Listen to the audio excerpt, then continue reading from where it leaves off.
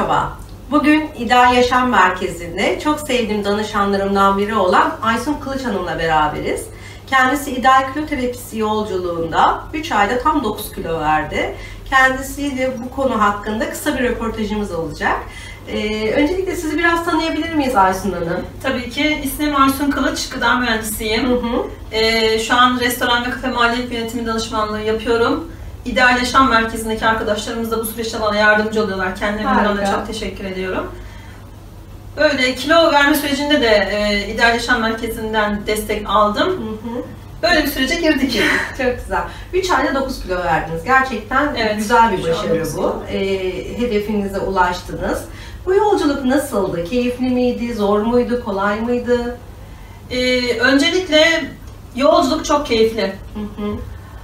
Başlangıç kararı almak çok zordu.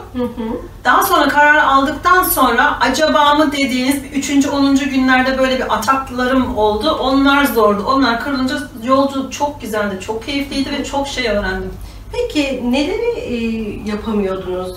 İdeal kilo terapisinden önce, yani hep bilgimiz var ya, ne yiyeceğimizi, ne yapacağımızı biliyoruz ama hayatımıza bir türlü geçiremiyoruz. Neleri değiştirdiniz hayatınızda? Ne farklılık var başladığınız ve bitirdiğiniz noktada?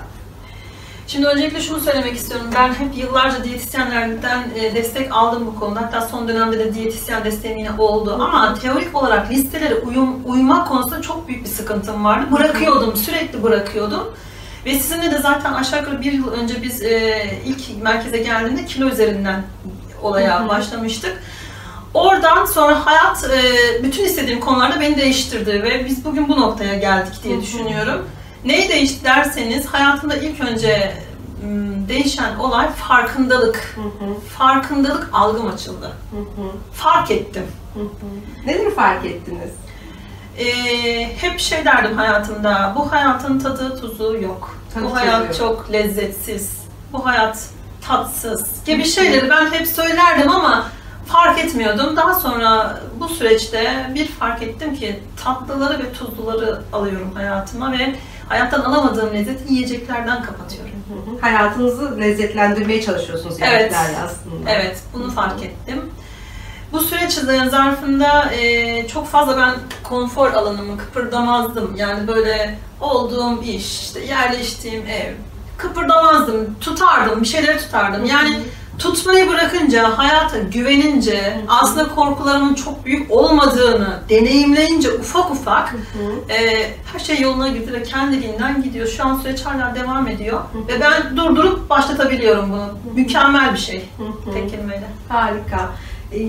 Kontrol, artık hayatınızın kontrolü sizin elinize geçti. Hani bedeninizin kontrolü, bilinçaltınızın farkındalığı ve o yüzden artık bilinçaltıyla işbirliği içindesiniz.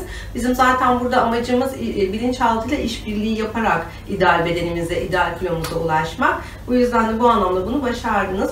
Peki yeme alışkanlıklarınızda neler değişti? Mesela hani ne kadar yiyorsunuz, nasıl yiyorsunuz ya da neler yapıyorsunuz farklı eskiye göre? Şimdi ilk zamanlar yemek yemeyi ben düşünmezdim. Direkt bana kendimi iyi hissettirecek her şeye ulaşırdım. Ve bunu da bilerek yapmıyordum.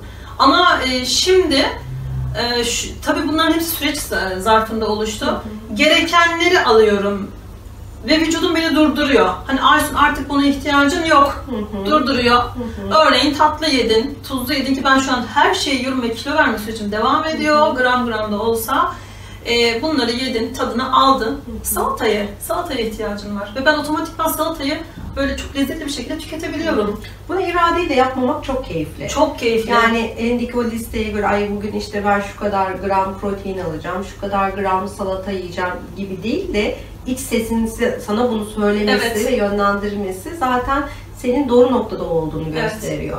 Yani duygusal açlıklarla, duygusal olarak iyi hissetmek için değil de bedenim için istediği şeyleri, bedenimin istediği şeyleri kendisine vermek en güzel beslenme şekli, yaşam şekli olması gereken zaten bu. Fabrika ayarlarına tekrar geri döndük diyorum ben böyle olunca. Çünkü neyi neden yediğimizi, neyi neden yaptığımızı anlamış oluyoruz. Peki mesela hayatınızın tadını tuzunu tamamladıktan sonra mesela sabah dediniz kardeşim bir kurabiye getirdi. Nasıl yiyebiliyor musunuz artık? Şimdi evde örneğin bir çikolata görürdüm ben. Yemeye çalışırdım. Arkasından çay içerdim, kahve içerdim. Yani sürekli yemekle. Bir gün ilk bu yönteme başladığında tabii yani acıkıyorum ama şu soruyu sordum kendime. Ya neden yiyorsun? İşte cevap şu, canım sıkılıyor, o zaman bir şeyler yiyeyim. Can sıkıntısı, Can stres, sıkıntısı. Mutsuzluk, bunları hep yemekle tamamlamaya, toparlamaya çalışıyoruz. Şu an yiyemiyorum, çikolata var evde, yiyemiyorum. Sabah işte kardeşim şöyle bir kurabiye getirmişti. İçinden böyle bir tane aldım, elimde de çay vardı hatta.